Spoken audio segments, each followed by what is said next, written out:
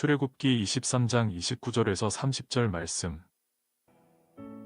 그러나 그 땅이 황폐하게 되므로 들짐승이 번성하여 너희를 해할까 하여 1년 안에는 그들을 내 앞에서 쫓아내지 아니하고 내가 번성하여 우리의 삶의 꿈이 커지거나 작아질 수 있어요.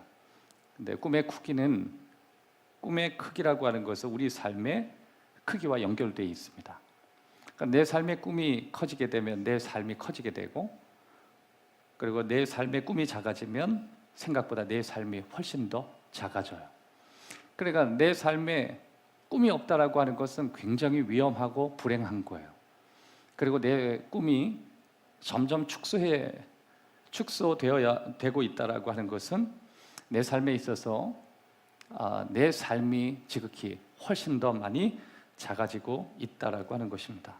꿈에는 종류가 참 많아요. 여러 가지 형태도 있고 종류도 많습니다.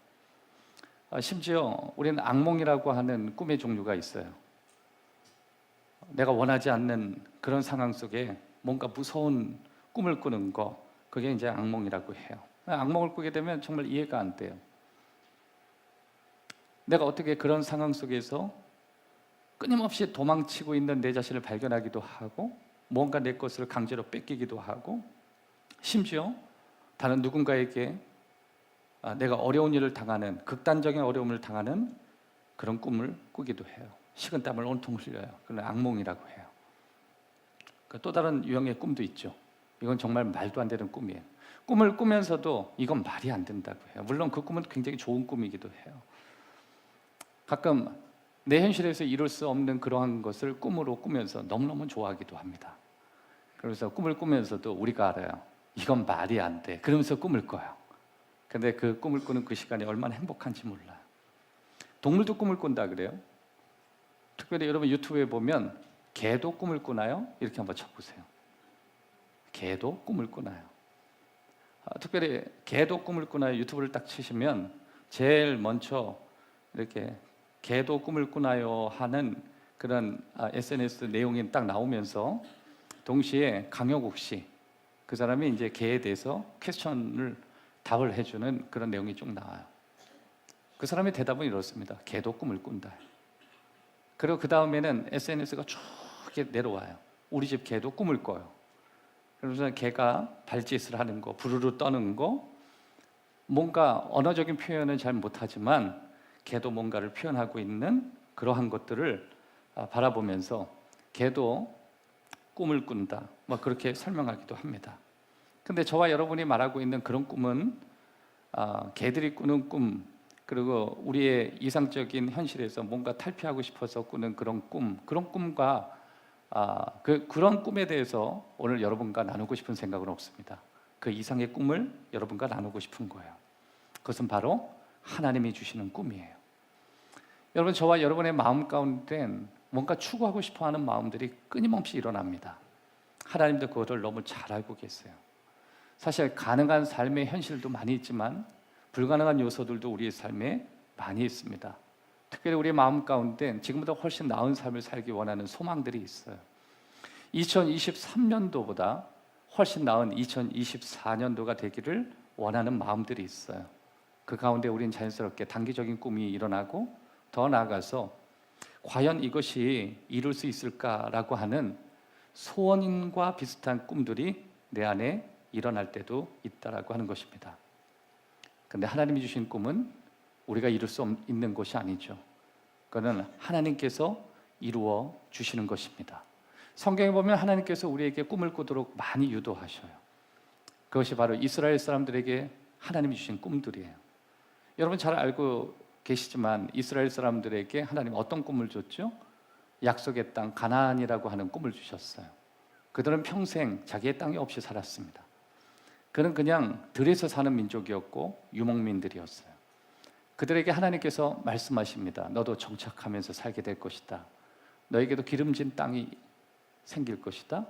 심지어 유목민이 아니라 너희는 농경 생활을 할 수 있는 기름진 땅에서 기름진 음식을 먹으면서 살게 될 것이다. 굳이 그걸 얘기한다면 하나님 꿈을 주신 거예요. 한번 따라 합시다. 하나님도 꿈을 주셨다. 하나님께서 약속된 삶에 대해서 끊임없이 비전을 주셨지만 그것은 하나님이 그냥 주시는 것이 아니라 그들이 차지해야 될 땅들이었어요. 다시 말해서 꿈이라고 하는 것은 하나님이 주실 수 있지만 그 꿈을 이루는 과정 안에 우리의 삶의 현재가 남아 있다라고 하는 것입니다. 현재적인 삶의 문제에 부딪히니까 1세대 이스라엘 사람들은 자기의 꿈을 축소하기 시작했어요. 왜냐하면 꿈을 이루려고 하니까 꿈에 장벽이 생긴 거예요. 거대한 민족이 살기 시작했습니다. 큰 꿈은 좋고 내 인생이 크게 되는 것도 좋은데 또 하나님이 주신 꿈도 너무너무 환상적인데 그들은 그 꿈을 가질 자신이 없었습니다. 그래서 그들은 광야에서 그냥 사는 것으로 결정했습니다. 그들의 삶은 점점 작아졌어요.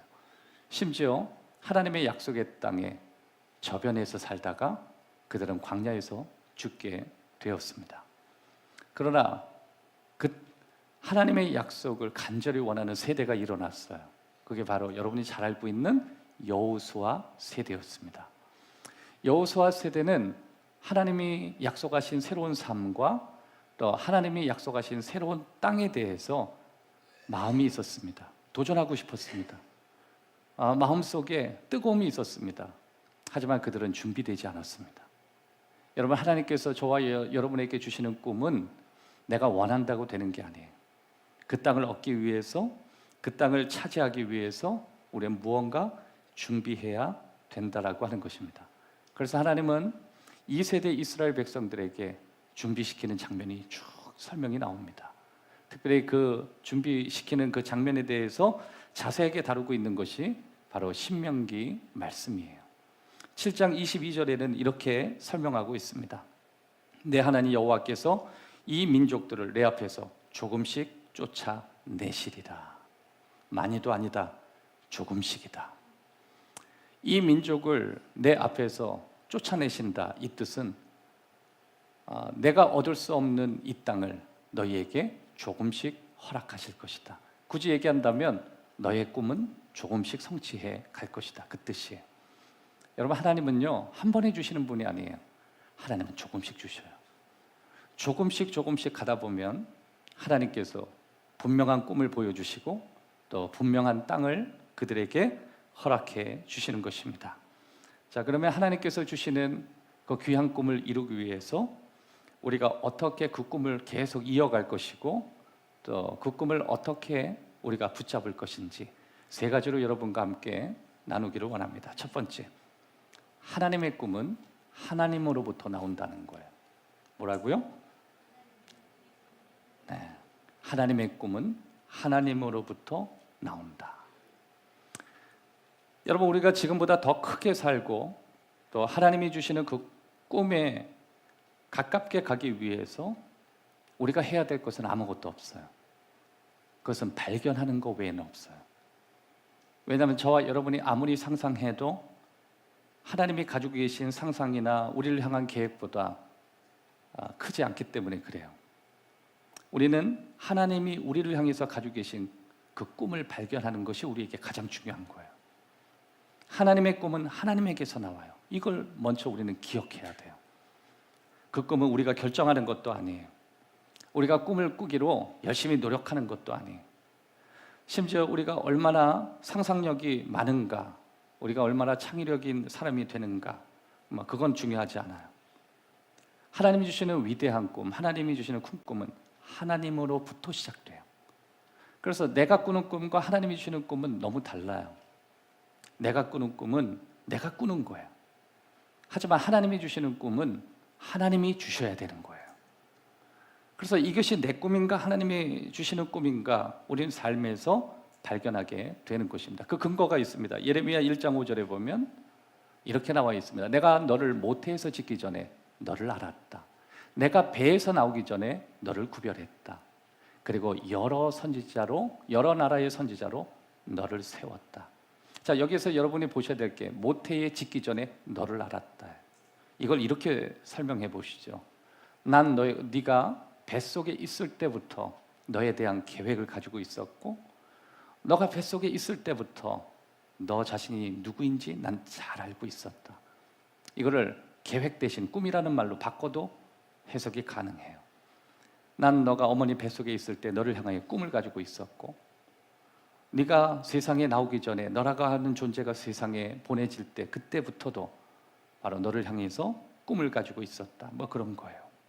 시편 139편 16절에 보면 내 형질이 이루기 전에 주의 눈이 보셨으며 나를 위하여 정한 날이 하루도 되기 전에 주의 책에 다 기록되어 주셨습니다. 내가 태어나기 전에 하나님은 다 아셨습니다. 그거예요. 그러니까 여러분, 우리의 상상에서 우리의 꿈이 나오는 게 아니에요. 하나님에게서 나오는 거예요. 여러분, 여러분의 자녀들이 책을 읽고 좋은 사람을 만나서 꿈을 꿀 수 있어요. 그러나 그거는 지극히 그들의 꿈이에요. 그러니까 저는 그들이 꾸는 그 꿈의 이상 하나님이 주시는 꿈을 갖기를 바라요. 여러분이 갖는 이 꿈은 여러분이 갖는 꿈이 있고, 여러분의 어떤 열등한 가운데 갖는 꿈일 수도 있고, 누군가 여러분에게 원해서 주입된 꿈일 수도 있고, 또 어떤 환경을 극복하려고 하는, 현실에서 도피하려고 하는 것 가운데 꿈일 수 있어요. 그러나 하나님이 주시는 꿈은 달라요. 그거가 아무 상관없어요. 외적인 영향을 받지 않아요. 그건 하나님이 나를 향해서 원래 가지고 계셨던 계획이고 나를 향한 꿈이셨습니다. 그래서 우리의 상상에서 나오지 않아요. 저와 여러분이 창의력이 없어도 괜찮아요. 저와 여러분의 상상력이 부족해도 괜찮아요. 우리는 하나님이 나를 향해서 꿈이 있다는 사실을 발견할 필요가 있습니다. 그러면 우리 그 꿈이 하나님에게서 나온 것인지, 내 스스로가 만들고 조작한 것인지 내가 그것을 어떻게 알 수 있는가요? 에베소서 2장 10절에 보면 우리는 그가 만드신 바라 그리스도 예수 안에서 선한 일을 위하여 지으심을 받은 자니 하나님이 전에 예비하사 우리로 그 가운데 행하게 하려 하십니다. 선한 일을 위하여 지으심을 받았다. 우리에게는 많은 목적을 가지고 계시다. 하나님께서 목적 있게 우리를 만들어 주셨다. 그렇게 말씀하시는 거예요. 그러니까 우리는 갑자기 우연히 만들어진 존재는 아니라는 거예요. 하나님이 의도를 가지고 만들었고 분명한 방향을 갖고 저와 여러분을 만드셨다는 거예요. 기본적으로 우리가 어떤 제품을 만들 때에도 그 제품의 용도와 제품의 방향과 또 그 만드는 사람의 철학이나 심지어 꿈이 들어갈 때도 있어요. 그걸 좋은 작품이라고 해요. 여러분, 인간은 하나님이 만드신 아름다운 작품이라 그래요. 이것은 사람의 상상과는 상관없는 거예요. 그러니까 하나님의 선하신 계획이고 하나님이 원하시는 마음이었습니다. 그래서 여러분, 우리는 하나님이 주시는 그 꿈을 이루기 위해서 이제부터 돈을 벌겠다, 뭐 그런 관점이나 접근이든지, 아니면 내가 이제 하나님의 꿈을 이루기 위해서 내가 어디에서 살기 위해서 노력해야 된다, 뭐 그것을 우리가 결정할 이유는 없어요. 왜냐하면 하나님의 꿈은 우리에 의해서 조작되지 않아요. 그건 하나님이 주시는 거예요. 자, 그러면 하나님의 꿈은 어떻게 구별되는지 한 두 가지로 여러분과 함께 접근해 보기를 원합니다. 첫 번째, 하나님의 꿈은 항상 다른 사람을 축복하는 요소를 가지고 있습니다. 그게 하나님의 꿈이에요. 하나님의 꿈은 누군가를 축복하려는 의도에서 출발하게 되고, 또 누군가를 축복하는 그 삶이 처음엔 작지만 점점 확장되는 것을 발견하게 되는 것입니다. 창세기 12장에 보면 여러분 아브라함을 아실 거예요. 아브라함이 등장하는 장면이 있는데 하나님이 아브라함 75세 때 그에게 큰 꿈을 주셔요. 여러분, 75세라고 하면 그때 나이도 적지 않은 나이고 지금도 적지 않아요. 우리나라에서 75세는 대체로 리타이어를 한 거예요. 은퇴하는 나이에. 가끔 그런 얘기해요. 아브라함은 아브라함 때가 있고 지금은 뭐 좀 그때하고 다르지 않나? 아니, 그러지 않아요. 아브라함도 75세는 그때 노인이었고 지금 75세도 여전히 노인으로 분류되는 건 맞습니다. 근데 지금 굳이 얘기한다면 75세 정도 되면 우리 한국 분위기로 봤을 때 다 꿈을 버려요. 그냥 연금 받고 은퇴했으니 내 꿈이라는 건 없어요. 여러분, 75세 때 꿈 가지고 있는 사람 몇 명 없어요. 근데 여러분, 75세가 됐다고 꿈이 다 없느냐? 그건 아니에요. 가끔 여러분들이 70세가 넘었지만 유튜브나 TV를 통해서, 때로는 세바시를 통해서 도전받는 노인들을 발견해요. 그분들은 때로는 80이 됐어요. 심지어 오늘 SNS를 보니까요, 80세가 넘었는데 대학에 들어갔대요. 무슨 이유인지 모르겠는데 그에게 뭔가 계속 꿈이 있었나 봐요. 그러니까 그 꿈은 아무래도 한이 맺혀 있는 학습에 대한 꿈인 것 같은데, 여러분, 우리는 한이 맺혀도 그렇게 꿈을 향해서 돌진해요. 그러니까 나이가 들었다고 막 꿈이 있거나 없거나 그건 아닌 것 같아요. 근데 분명한 것은 아브라함이 75세 때 하나님이 그에게 꿈을 보여주셨다는 거예요. 그러니까 나이가 들어도 은퇴를 해도 하나님이 꿈을 주실 수 있다는 거예요. 혹시 여기에 내가 이제 은퇴해서 국가에서 연금을 받고 그게 내 인생의 전부라고 생각하면 오늘 말씀을 잘 들으셔서 여러분의 인생 가운데 하나님이 여전히 꿈이 있다는 사실을 믿으시기를 주의 이름으로 축원합니다. 이게 왜 중요하냐면 하나님이 주신 꿈은 절대로 내 나이와 비례되지 않아요. 그래서 나이가 많이 먹어도 하나님 주신 꿈을 꾸면 내 인생이 커지는 거고, 내가 나이가 들었다고 내 꿈을 축소하면 내 인생은 훨씬 더 작아진다라고 하는 것입니다. 창세기 12장 1절, 2절을 함께 읽기를 원합니다. 다 같이 읽겠습니다. 여호와께서 아브라함에게 이르시되 너는 너의 고향과 친척과 아버지의 집을 떠나 내가 내게 보여줄 땅으로 가라. 내가 너로 큰 민족을 이루고 내게 복을 주어 내 이름을 창대하게 하리니 너는 복이 되리라. 아멘. 난 내게 보여줄 게 있다. 그게 뭐예요? 꿈이에요. 난 너에게 보여줄 게 있다. 그런데 이 창세기 12장에 아브라함이 들었을 당시의 나이가 75세예요. 굳이 얘기한다면 당시에 그 시대에서도 할아버지로 분류되는 나이였어요. 좋은 시절 다 지나간 거예요. 굳이 지금 얘기한다면 국가의 도움을 받지 않고는 살 수 없는 나이가 돼버린 거예요. 그런데 하나님이 아브라함에게 이렇게 얘기하셨습니다. 난 너에게 아직까지 보여줄 것이 많이 있다. 여러분, 꿈은 뭔지 아세요? 하나님 보여주시는 거예요. 하나님이 보여주시는 게 진짜 꿈이에요. 꿈은 하나님으로부터 오는 거예요. 하나님은 너에게 하실 일이 많이 있다고 보여주시는 거예요.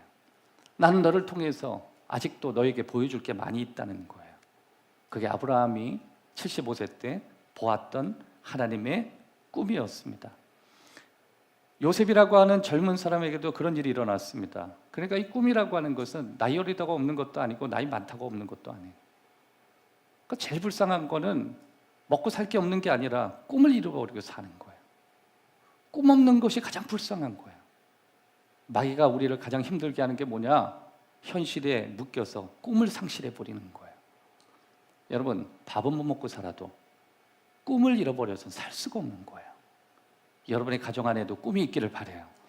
2023년도 너무 힘들어서 지난 몇 년 동안 계속 힘들다 보니까 어느 순간 생존의 내 삶의 모든 게 모아지고 꿈을 잃어버리고 살았다. 하지만 오늘 말씀을 듣고 내 꿈이 일어나기를 바란다. 하나님 내게 꿈을 주신다.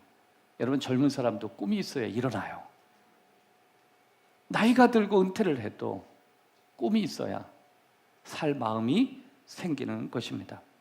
창세기 37장 6절에서 7절 제가 읽어드리도록 하겠습니다. 요셉이 그들에게 이르되 청하건대 내가 꾼 꿈을 들으시오.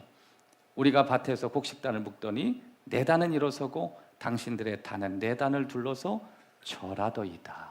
내 꿈을 들으시오. 요셉도 꿈을 꿨어요. 여러분, 창세기 37장 6절에서 7절까지 요셉이 자신이 꾸었다는 이 꿈의 나이가 바로 10대였습니다. 그러니까 하나님께서는 10대에게도 꿈을 주시고 70대에게도 꿈을 주시는 거예요. 요엘 선지자를 통해서 이렇게 얘기하셨습니다. 세상이 힘들어지면 질수록 마지막 때가 되면 될수록 나는 꿈을 줄 것이다. 젊은이는 환상을 줄 것이고 늙은이는 꿈을 꿀 것이다. 그러니까 하나님께서는 요셉에게 꿈과 비전을 주신 것입니다. 요셉은 어렸어요. 심지어 젊었습니다. 청년이었습니다. 그런데 다른 누구보다도 자신의 꿈은 컸어요. 그런데 성경에 보면 자기의 상황과 상관없이 하나님 주시는 꿈은 자기의 현실과 전혀 다른 꿈이었어요. 주변 사람과 자신의 세대와 전혀 다른 꿈을 가지고 살았어요. 여러분이 알고 있는 모세가 그랬고 다윗도 그랬고 심지어 여성인 경우는 에스더도 그랬습니다. 또 구약에 여러분이 잘 알고 있는 다니엘도 그랬고 또 성경에 보면 이 꿈에 대해서 굳이 이야기한다면 말할 필요가 없이 정말 많은 사람들이 자기의 직업과 상관없이 꿈을 붙들고 살았어요. 꿈이 그들을 인도했고 꿈이 그들을 크게 세웠고 그 꿈을 통해서 그들은 뭔가 귀한 일을 하게 되었다라고 하는 것입니다. 그런데 그들 모두가 다른 사람을 축복하는 사람이 되었다는 거예요. 여러분, 성경의 모든 사람들이 하나님께 그 꿈을 받았지만 그 꿈이 자기만을 위해서 사용된 사람은 없어요. 사람이 언제 가장 작아지냐면 자기가 있는 꿈이 자기에게 향할 때 가장 작아져요. 원이 작아지는 거예요. 성경에 보면 진짜 멋진 사람들의 꿈은요, 밖을 향해요. 이타적인 거예요. 주변을 향할수록 꿈이 멋있어져요. 여러분이 유튜브나 TV나 나이와 상관없이 어려도 괜찮고 나이 들어도 괜찮아요. 그들이 갖는 꿈이 주변에게 얼마나 유익하게 만드느냐에 따라서 그 사람을 영향력 있는 사람으로 뽑는 거예요. 여러분, 우리는 꿈을 갖는 거예요. 이게 정말 내 꿈인지 하나님의 꿈인지 우리가 구분할 수 있는 주요한 방법 가운데 하나는 이 꿈이 누군가에게 축복될 수 있는 요소를 분명히 가지고 있는가요? 그러면 하나님의 꿈이라고 하는 것입니다. 또 한 가지, 하나님이 주시는 그 꿈은 우리가 상상하거나 성취할 수 있는 그 모든 것 이상이라고 하는 거예요. 하나님의 꿈은 내가 상상하는 상상 이상이에요. 그러니까 여러분, 가끔 우리가 하나님이 주시는 꿈, 하나님이 내게 주셨어라고 할 때 그 꿈은 가끔 뭔가 여러분의 현실을 되돌아볼 때 현실과 맞지 않는 꿈일 가능성이 커요. 그래서 우리 주위에서 그들이 갖는 꿈을 이야기하는 걸 보면 때로는 허탈해 보이고 때로는 망상가처럼 그렇게 보여요. 가끔 우리가 어릴 때 갖는 꿈들을 보면 내가 이런 사람이 되겠다라고, 난 이런 사람이 되겠다라고 어릴 적에 이야기하는 빠른 아이들을 봐요. 근데 그 아이들의 꿈을 자세히 들어보면 정말 요셉 같은 아이들이 많아요. 나는 정말 이렇게 되어서 주변을 이롭게 하는 사람이 되겠다. 그러면서 자기의 꿈 내용을 쭉 얘기해 보면 그 아이의 현재의 상황하고 저는 달라요. 자신의 힘으로 이룰 수 없는 이야기들을 막 하는 거예요. 근데 자세히 들어보면 그건 정말 하나님이 주신 상상 이상의 꿈이었어요. 여러분, 저는 여러분의 가족 안에 그런 아이들이 자꾸만 나오기를 바라요. 그런 젊은이들이 나오기를 바라요. 요새 아이들은 꿈들이 너무 작아졌어. 부모님들이 아이들의 꿈들을 축소시켜요. 너 꿈이 뭐야? 그랬더니 너는 그냥 먹고 사는데 지장 없을 정도만 꿈꾸면 된대요. 아니, 세상에 그런 꿈이 어디 있어? 꿈이라고 하는 건 먹고 사는 게 전부가 아니라 먹고 살지 않더라도 내가 지금 이룰 수 없는 그것을 꾸고 행복해하는 거지. 여러분, 어릴 때부터 먹고 사는 게 전부인 아이들의 꿈은요, 행복하지 않아. 애들이 이미 다 이루었어. 그게 무슨 꿈이에요? 그러니까 그런 아이들 보면 얼굴이 어둡습니다. 기쁨이 없어요. 그런데요, 어릴 때부터 말도 안 되는 꿈 가지고 있는 애들 있죠. 그 하나님이 그 마음에 넣어주신 아주 상상의 나래를 넘쳐요. 말도 안 돼. 심지어 들으면서도 웃기기도 해요. 근데 그들의 얼굴에 보면 얼마나 천진난만한지 몰라요. 심지어 밝아요. 근데 그 꿈을 잃어버리지 않고 계속 가지고 있는 아이들은 생각보다 굉장히 큰 아이들이 되었다라고 하는 거예요. 정말 놀라운 아이들이에요. 꿈이 지속돼서 꿈 이상의 꿈을 꾸게 만드는 거예요. 여러분, 하나님은 우리에게 늘 꿈을 주셔요. 그 꿈은 지금의 현재하고 전혀 상관없어요. 그거는 지금 내가 상상하든지 내가 어떤 것을 창의적으로 생각하는지 아무 상관없어요. 그것은 그 이상이에요. 그건 하나님이 가지고 계신 생각 안에서 나오는 꿈들이라고 하는 것입니다. 여러분, 하나님의 직업이 뭔지 아세요? 불가능을 전문케 하는 전문직을 가지고 계셔요. 따라합시다. 하나님의 직업은 불가능을 가능으로 바꾸는 전문직이시다. 믿으세요? 세상에 많은 직업이 있죠. 하나님의 직업은요, 안 되는 거 되게 만드는 직업이에요. 그래서 하나님은 되는 직업에 관심 없어요. 되는 걸 가지고 찾아가면 하나님은 이렇게 얘기합니다. 노력하세요. 최선을 다하세요. 잘 알아보세요. 근데 하나님은 뭐라 그러시는지 아세요? 하나님, 저는 안 되는 문제 가지고 왔습니다. 그럼 하나님은 이렇게 얘기하실 거예요. 그건 잘 찾아오고 하셨다고. 내가 바로 그 전문 직종이라고. 하나님은 안 되는 걸 되게 하시는 분이에요. 안 되는 것만 골라서 하시는 분이에요. 여러분, 그게 하나님이라는 거 알고 계세요? 심지어 그런 분이 하나님이라고 알고 계셔서 거기에 자기 인생을 거는 사람이 얼마나 된다고 생각해요? 정말 많지 않아요. 근데 75세 아브라함은 알았어요. 10대였던 요셉은 알았어요. 그래서 거기에 매진했던 거예요. 그랬더니 하나님이 평균 이상의 삶을 살게 하신 거예요. 심지어 그들의 자손들이 그 평균 이상의 자손이 되게 만드신 거예요. 그 축복이 여러분에게 2024년도가 되기를 주의 이름으로 축복합니다. 에베소서 3장 20절에 보면 우리 가운데 역사하시는 능력대로 우리가 구하거나 생각하는 모든 것에 넘치도록 능히 하실 이에게. 따라합시다. 구하거나 생각하는 모든 것에 넘치게 하신다. 그러니까 너의 생각 이상으로 주신다는 거예요. 그러니까 하나님의 꿈은 내가 구하거나 내가 생각했던 것 이상으로 역사하실 수 있는 분이에요. 그래서 여러분, 기도할 때는 할 수 있는 걸 구하는 게 아니라 할 수 없는 걸 구하는 거예요. 하나님이 하실 수 있기에 구하는 거예요. 하나님만이 하셔야 된다고 구하는 거예요. 하나님의 상상은 우리의 상상보다 커요. 하나님의 창의적인 역사들은 내가 짜내는 생각보다 훨씬 더 위대하고 창조적이세요. 스가랴서 4장 6절 이하의 말씀 보면 이렇게 나와 있습니다. 그가 내게 대답하여 이르시되 여호와께서 스룹바벨에게 하신 말씀이 이러하니라. 이는 힘으로도 되지 아니하고 능으로도 되지 아니하고 오직 나의 영으로 되느니라. 큰 산아, 내가 무엇이냐? 내가 스룹바벨 앞에서 평지가 되리라. 우리가 외치기를 은총, 은총, 그것이 그에게 있을지어다. 스룹바벨은 어떤 사람이냐면 무너진 성벽을 일으키겠다고 하는 패망한 이스라엘의 선지자였어요. 그는 제사장이었고 그는 이스라엘의 회복을 원했어요. 그런데 주변이 장벽이 너무 많았어요. 그들보다 강력한 민족들이 있었어요. 힘으로 이길 수 없었습니다. 자신의 능력에 한계가 있었어요. 그 모든 장벽들은 스룹바벨에게 산이었어요. 사람들은 그들을 우습게 알았습니다. 할 수 없다고 그랬어요. 그는 작아질 수 있었지만 하나님이 그에게 이렇게 말씀하셨습니다. 이는 힘과 능력으로 되는 것이 아니다. 하나님이 하신다. 사랑하는 여러분, 하나님으로부터 오는 꿈은 하나님이 이루셔야 되는 거예요.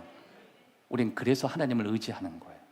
다 같이 따라합시다. 힘으로도 안 되고 능력으로 안 된다.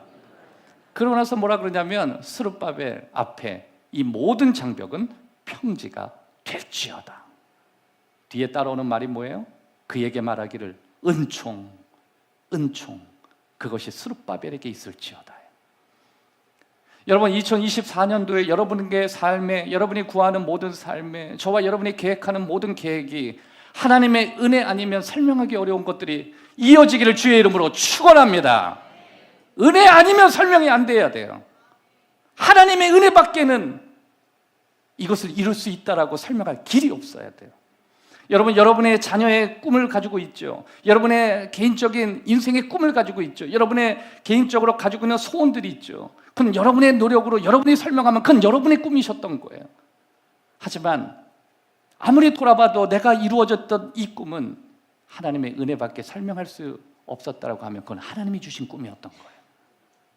우리는 그런 꿈들을 가지고 있는 거예요. 하나님, 내 인생에 벌어지는 수많은 사건들이 은혜 아니면 설명이 어렵기를 원합니다.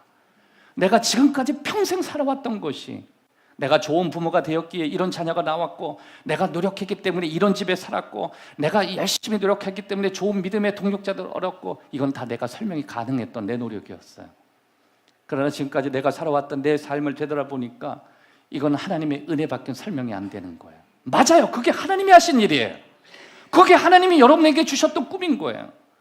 그래서 75세 늦은 나이에도 하나님 그에게 그 꿈을 주신 거예요. 10대인 젊은 나이에게도 그에게 꿈을 주신 거예요. 오늘 여러분 10대라고 내가 이 자리에 앉아 있다면 어린 나이가 아니에요. 하나님이 충분히 여러분에게 꿈을 주실 수 있는 나이예요.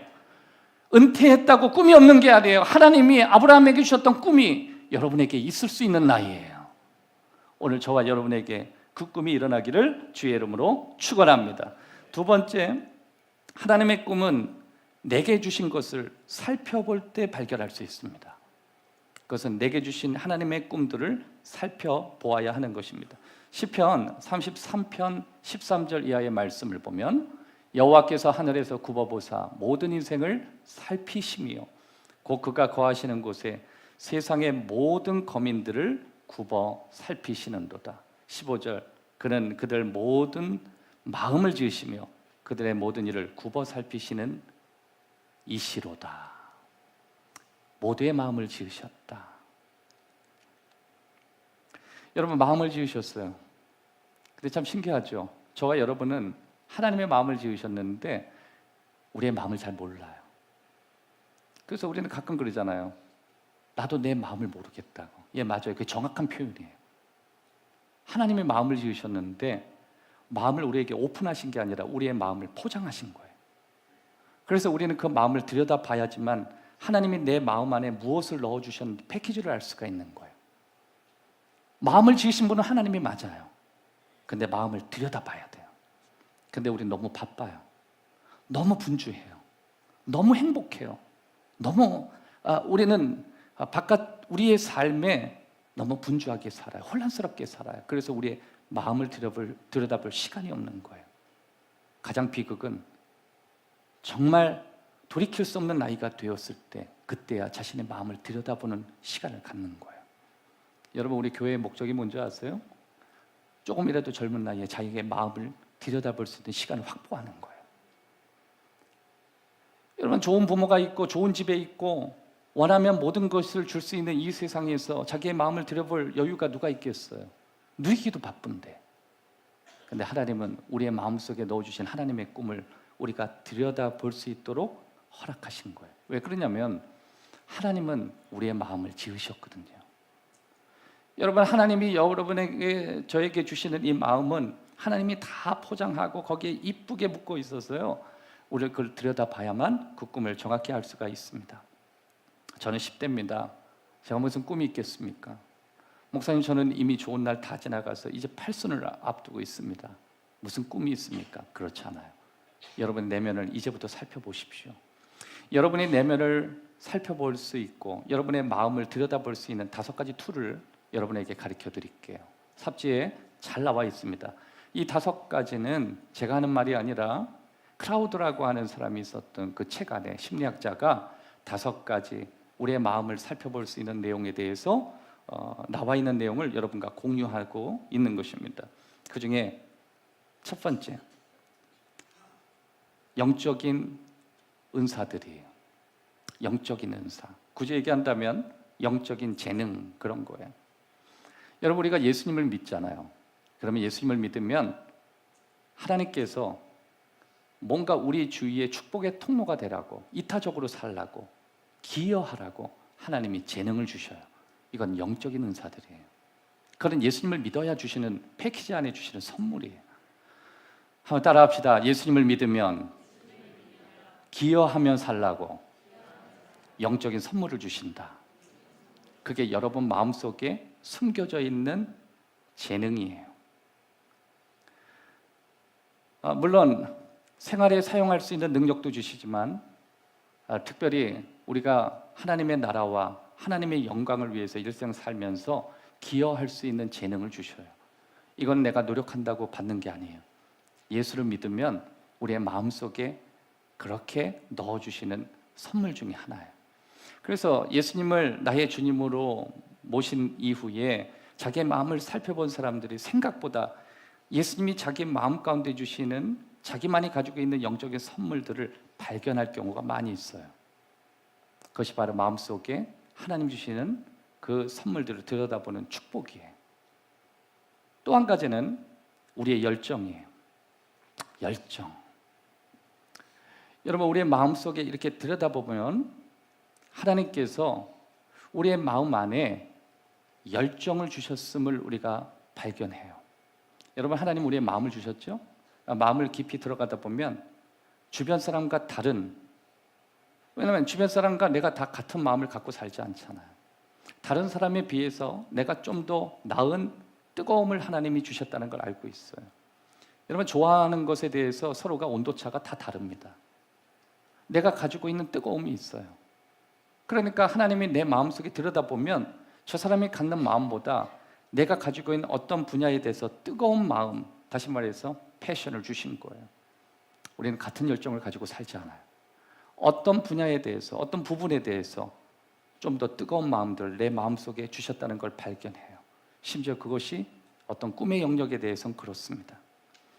여러분, 우리는 하나님이 내 마음 가운데 주신 놀라운 축복들을, 하나님 주신 꿈을 발견하는 데 있어서 내 마음속에 넣어주신 열정을 잘 따라가다 보면 거기서 하나님을 발견해요. 그래서 하나님이 주시는 숨은 그림 찾기들이 너무 많아요. 우리는 여러 가지 툴을 통해서 내 인생에 주신 꿈들을 발견할 수 있도록 하나님 만들어 주신 거예요. 우리는 그냥 열심히 산다고 되는 게 아니에요. 우리의 마음을 들여다봐야 돼요. 하나님이 남들에 비해서 평균 이상의 뭔가 뜨거움을 주셨다. 그래서 여러분, 마귀가 언제나 우리에게 주는 가장 나쁜 짓 가운데 하나가 우리의 마음까지 열정을 빼버리는 거예요. 사람의 마음을 식어버리게 만드는 거예요. 심지어 무기력하게 만드는 거예요. 넌 아무것도 할 수 없다고 만드는 거예요. 넌 좋은 날 다 갔다고 말하는 거예요. 하나님은 거기에 대해서 끊임없이 반기하시는 거예요. 그래서 나이가 다 지나가 버린 75세 그 할아버지에게도 하나님께서 인류의 믿음의 조상이 되게 하는 엄청난 꿈을 주셨다는 것입니다. 사랑하는 여러분, 여러분의 마음 가운데 포장되어 있는 여러분만 가지고 있는 열정에 집중해 보십시오. 그리고 그것을 한번 따라가 보세요. 거기에 하나님의 꿈이 숨겨져 있을 수 있습니다. 또 한 가지가 있습니다. 그것은 타고난 재능이에요. 이거는 예수님을 믿든지 믿지 않든지 전혀 상관하지 않아요. 왜냐하면 우리는 각기 서로 다른 재능을 갖고 태어나기 때문에 그렇습니다. 이거는 부모님으로부터 물려받은 것일 수도 있어요. 이것은 나만이 가지고 있는 특기일 수 있어요. 마치 태어나면서 어떤 아이들은 태어나면서 왼손을 잘 사용하고, 또 어떤 사람은 오른손을 잘 사용하고, 어떤 사람은 좌뇌가 발달돼 있고, 어떤 사람은 우뇌가 발달돼 있고, 또 어떤 사람은 뭔가 정교한 것을 잘할 수 있는 뭔가 타고난 재능을 가지고 있고, 어떤 사람은 넓은 일을 크게 빨리 해결할 수 있는 그런 회전하는 능력을 가지고 있는 사람이 있고, 어떤 사람은 뭔가 전체를 이끌 수 있는 리더십이 있고, 어떤 사람은 앞에서 이끄는 사람을 정교하게 받쳐줄 수 있는 그들만이 가지고 있는 재능들이 있어요. 그런데 이거는 만들어지는 게 아니라 이것은 타고나는 거예요. 여러분 삶에 하나님이 넣어주신 마음 가운데 여러분에게 타고난 재능이 무엇인지 발견해달라고 기도하는 것도 여러분이 하셔야 될 기도 가운데 하나예요. 목사님, 저는 아무런 재능이 없습니다. 이건 죄예요. 어떻게 그럴 수가 있어요? 자, 좌우에 있는 분하고 인사합시다. 거짓말 하지 맙시다.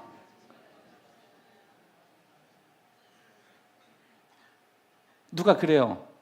부산까지 왔대요. 어떻게 왔냐? 그러니까 그냥 왔대요. 아니, 당신에게 가진 게 없냐고. 아무것도 없대요. 자세히 한번 뒤져보라고. 어떻게 부산까지 그냥 올 수가 있냐고. 여러분, 우리의 삶은 그래요. 우리는 타고난 무언가가 있어요. 성경에 보면 마태복음 25장에 5달란트, 2달란트, 1달란트 이런 장면들이 나와요. 다 줬대요, 하나님이. 상대적으로 다 공평하게는 안 줘도 하나님이 다 주셨대요.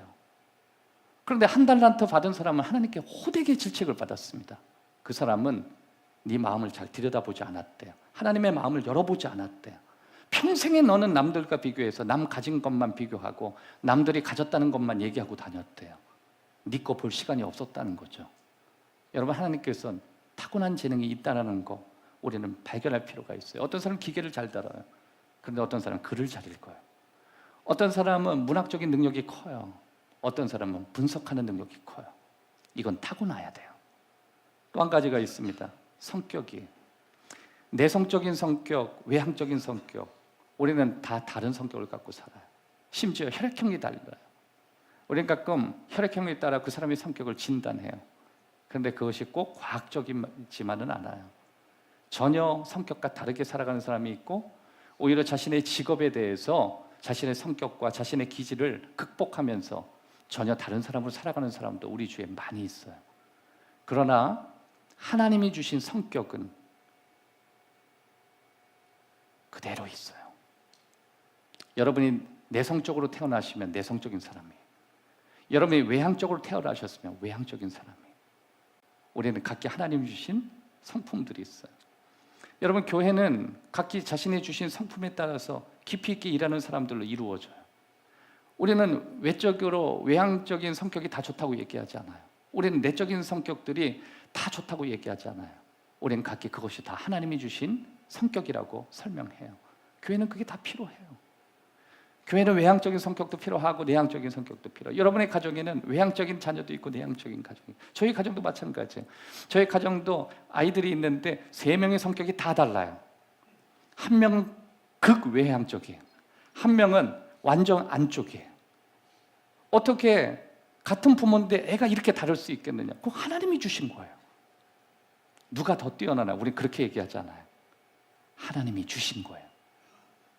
여러분, 이 이야기도 너무 할 얘기가 많지만 그렇게 되면요, 밥을 늦게 먹기 때문에 어쩔 수 없어요. 여러분, 한번 주위한테 오늘 물어보세요. 밥 드시면서 하나님께 받은 선물 중에 성도님은 외적인 건가요? 아니면 인사이드인가요? 한번 물어보세요. 그러면 옛날에는 제가 소심합니다. 아니요, 누가 소심하대요? 누가 내향적인 사람을 소심하다고 얘기했어요? 하나님도 말씀하시지 않은 거에 대해서는 속지 마십시오. 그냥 내적인 성향인 거예요. 내면에 강하다는 거예요. 외적인 게 강하다는 거예요. 그래서 하나님이 주시는 성격을 들여다보면 하나님을 발견할 수 있어요. 또 한 가지가 있습니다. 경험이에요. 우리는 너무너무 비슷한 경험을 갖고 살아요.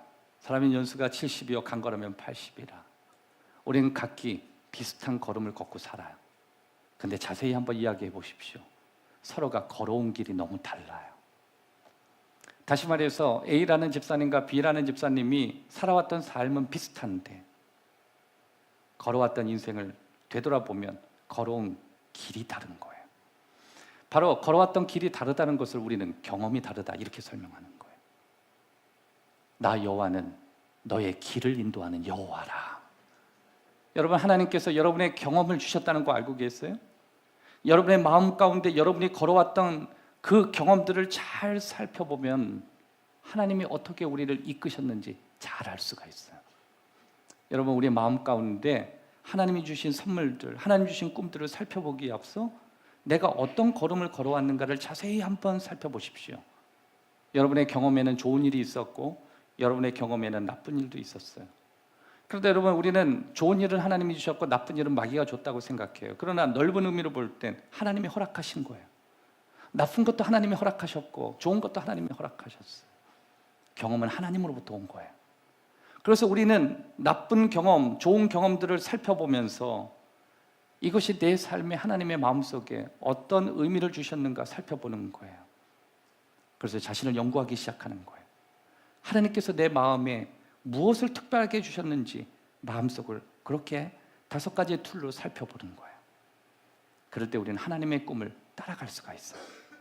그리고 어떤 부분에서 하나님이 강력하게 나를 이끌고 계시다는 것을 발견할 수가 있습니다. 우리 찬양 한 곡 불렀으면 좋겠어요. 이 세상을 살아가는 동안에 나의 힘을 의지할 수 없으니 기도하고 낙심하지 말 것을 주께서 참 소망이 되심이라. 하나님의 꿈이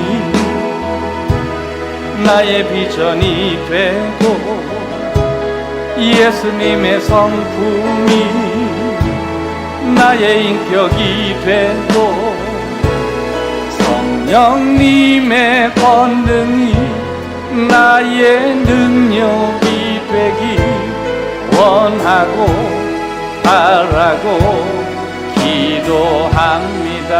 다시 한번요.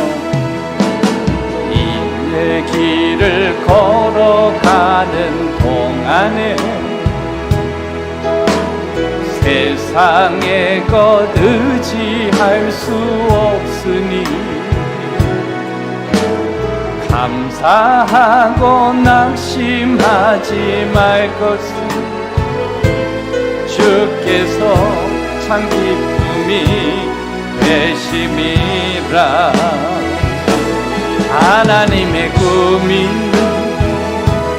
나의 비전이 되고 예수님의 성품이 나의 인격이 되고 성령님의 권능이 나의 능력이 되기 원하고 바라고 기도합니다.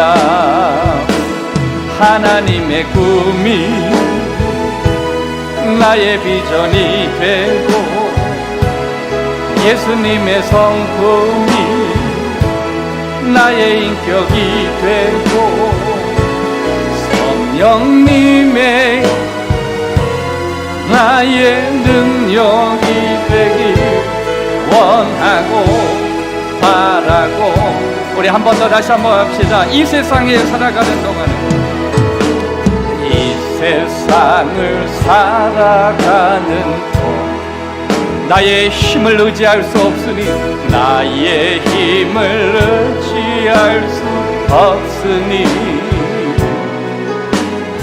기도하고 낙심하지 말 것은 주께서 참 소망이 되심이라.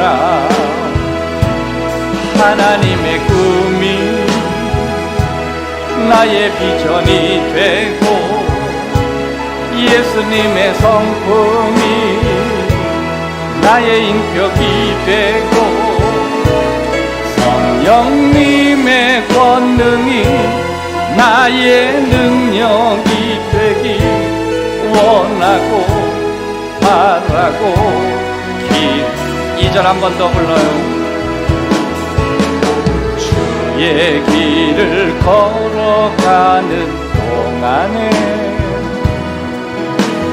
세상의 것 의지할 수 없으니 감사하고 낙심하지 말 것은 주께서 참 기쁨이 되심이라. 하나님의 꿈이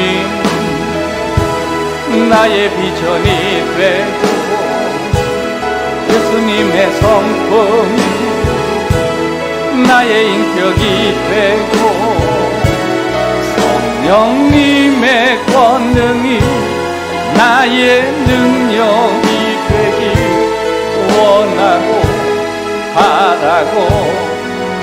하나님의 꿈이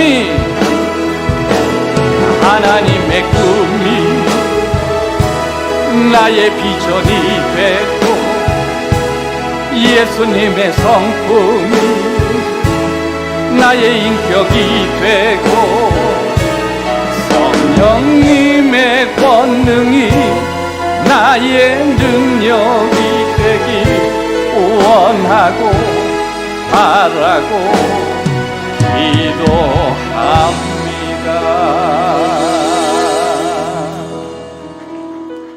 마지막 세 번째는 꿈은 조금씩 붙드는 거예요. 오늘 본문으로 다시 한번 돌아가서 하나님이 이렇게 말씀하십니다. 내가 그 땅이 황폐하게 됨으로 들짐승이 번성하여 너희를 해할까 하여 1년 안에 그들을 내 앞에서 쫓아내지 아니하고 내가 번성하여 따라합시다. 내가 번성하여 기업으로 얻을 때까지 내 앞에 조금씩 쫓아내리라. 하나님이 하신 말씀이었어요. 네 것이 되기까지, 그 꿈이 네 꿈이 되기까지 난 너에게 조금씩 허락할 것이다. 그들 준비될 필요가 있었어요. 여러분 어쩌면 하나님을 원망하실 때 한 번에 뭔가 벼락을 치듯이 다 주시기를 바랬죠? 그렇지 않아요. 하나님 말씀하셨어요. 난 너가 그것을 차지할 거라고 생각한다. 하지만 너한테 조금씩 줄 거라고 말씀하신 거예요. 조금씩. 여러분 솔로몬이 우리에게 설명한 내용 가운데 이 조금이라고 하는 개념을 이해할 때 언제나 개미를 이야기해요. 우리는 개미를 볼 필요가 있겠죠? 왜 그러냐면 개미들은 언제나 조금씩의 대명사이기 때문에 그래요. 이 클라우드 박사가 원래 프로골프 선수였습니다. 이 사람이 프로골프 했는데 원래 이제 이 프라우드라는 이 박사는 심리학자인데 이 사람은 프로골퍼가 되는 꿈이었는데 대학교 때 부상을 당해서 자기 꿈이 다 망가져 버렸어요. 여러분, 우리는 꿈이 깨지면 죽으면 그만이라고 생각하는데 이 사람은 너무 고통스러웠어요. 죽어버릴까도 생각했대요. 근데 전혀 다른 방향을 하나님이 열어주셨어요. 그것이 바로 상담가였고 심리학자가 되는 거였어요. 저는 거기에 다시 공부를 하기 시작했어요. 여러분, 프로골퍼는 계속 운동하던 사람이 다시 책을 들여다보려니까 얼마나 많은 시간이 걸렸겠어요. 책을 봤어요. 연구했어요. 수많은 논문을 썼습니다. 정말 돌아가는 일이었어요. 하지만 자신은 포기하지 않고 하나씩 조금씩 연구하기 시작했어요. 그것이 그의 책 가운데 나인이라고 하는 책에 나오는 내용이에요. 근데 자신은 어느 순간 잠언서 6장 6절에 게으른 자여 개미에게 가서 그가 하는 것을 보고 지혜를 얻어라, 이 말씀에 꽂혀서요 진짜 개미를 연구하기로 했대요. 자기는 평생에 개미를 관찰해 본 적이 없다는 거예요. 그래서 자신이 개미 집을 사다 개미를 살고 자기가 살고 있는 데에서 이사해서 자기가 다시 새로 시작하는 이 마당에 다시 자신의 마음을 새롭게 리마인드하기 위해서 거기다 개미를 부어놓고 개미가 어떻게 진행하는지 옆에서 보기로 결정했대요. 인생에 처음 있는 결정이었어요. 자신은 너무 놀랐대요. 분명 자기가 있는 곳에서 자기는 시차 때문에 너무 힘들어하고 머리가 아픈데 개미는 시차도 없더래요. 그 모래를 흔들어 놓고 단면에서 플라스틱으로 개미가 어떻게 일을 하는가를 자세히 볼 수 있는 그 개미집을 옆에서 들여다보니까요, 시차와 상관없이 개미를 풀어놓는 순간 개미 한 마리가 모래 하나씩 붙들더래요. 모래 하나. 여러분, 개미집은 모래가 이만큼 꽉 넣어놓고 그만이에요. 거기에 집을 지어준 것도 아니에요. 그래서 개미만 풀어놔줬어요. 그랬더니 개미가요 모래 하나씩 잡더래요. 그래서 하나씩 옮기더래요. 개미가 하나의 시차 때문에 피곤해 퍼진 것도 아니고 그날부터 하나씩 옮기더래요. 몇 달 뒤에 열흘이 지나고 조금씩 바뀌기 전에 몇 달 뒤에 자신이 쭉 보니까 너무 놀랐대요. 굴이 생겼대요. 개미 굴들이 서로 연결이 돼서 마치 개미 집들이 생기는 것처럼 큰 공간도 생기고 네트워크도 생기고 그것을요 하나씩 옮겨갔대요. 그거였구나 그랬대요. 그거였구나. 하나님의 꿈은 한 번에 주는 게 아니구나. 하나씩이구나. 조금씩 붙드는 거구나. 사랑하는 여러분, 혹시 하나님이 주시는 꿈 가운데 여러분의 건강이 들어가 계시나요? 아니면 좋은 직장을 가지고 계셔요? 아니면 하나님이 여러분에게 원하시는 꿈 가운데 지금보다 훨씬 훌륭하고 낫고 훨씬 큰 어떤 비전을 가지고 계세요? 그 세 번째 비전을 여러분 반드시 붙들으셔야 돼요. 하나님은 조금씩 주셔요. 따라합시다. 조금씩 붙드는 것이다. 2024년도 2023년보다 더 큰 비전을 가지고 계시냐면 어느 날 하나님 큰 비전 주세요. 아니에요. 조금씩 여러분의 비전을 쌓아놓는 거예요. 그게 하나님의 마음이에요. 여러분의 가정이 지금부터 화목하기를 원하신다면 조금씩 화목한 거예요. 여러분이 지금보다 건강하게 원하면 조금씩 하는 거예요. 여러분이 지금보다 재정적으로 축복받기를 원하는데 조금씩 노력하는 거예요. 여러분의 은혜가 2024년도에 풍성하기를 주의 이름으로 축원합니다. 오늘 세 가지의 말씀을 나눴습니다. 하나님께서 우리에게 주시는 이 꿈, 하나님 주시는 이 비전들을 발견에 앞서 우리는 언제나 이 꿈이 하나님으로부터 온다는 사실을 잊어서는 안 된다라고 하는 것입니다. 그리고 이 꿈은 우리 마음을 살펴볼 때 가능하다고 말씀드렸습니다. 그리고 그 꿈이 5가지의 툴을 통해서 여러분이 살펴볼 때 그것이 맞다라고 생각된다면 그 중에 어떤 것 하나를 조금씩 붙들면서 가는 거예요. 2024년도에 여러분에게 주신 축복이 넘치기를 주의 이름으로 축복합니다.